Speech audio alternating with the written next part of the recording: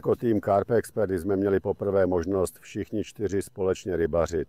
Tady se nachází jezero Ubeke z Čaby, které je spravováno rybářským svazem Matros. Musím říct, že jsme zažili rybaření v extrémních povětrnostních podmínkách, protože když jsme přijeli, bylo 16 stupňů a tak krásně slunečno, že nám bylo teplo i v tričkách.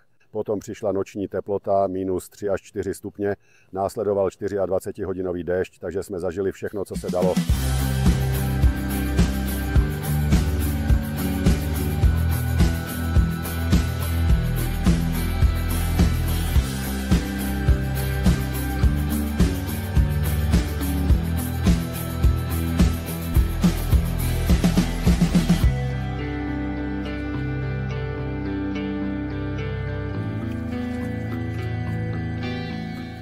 Voda byla velmi studená natolik, že i návnada s rozpouštěcím časem 4 hodiny vydržela na háčku 8 hodin bez chyby a i potom jsme na ní chytili rybu, ale i tak to bylo velmi náročné rybaření.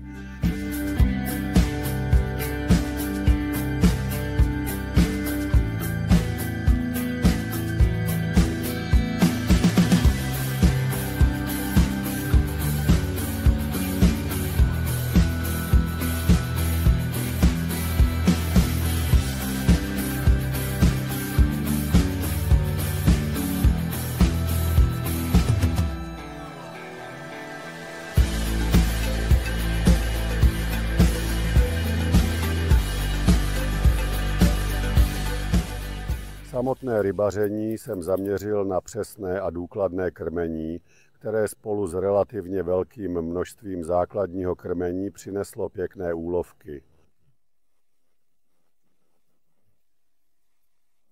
Největší ryby, které jsme chytili, měly přibližně 5 až 7 kg, ale většina úlovků byla v kategorii 1 až 1,5 kg.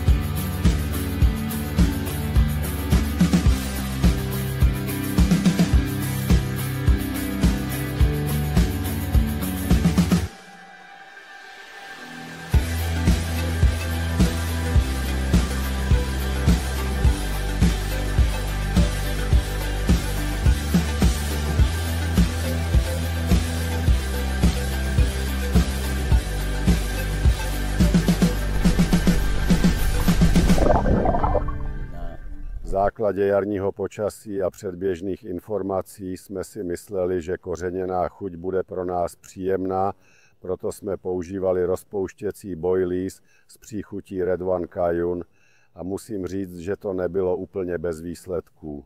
Každé boilies přineslo záběr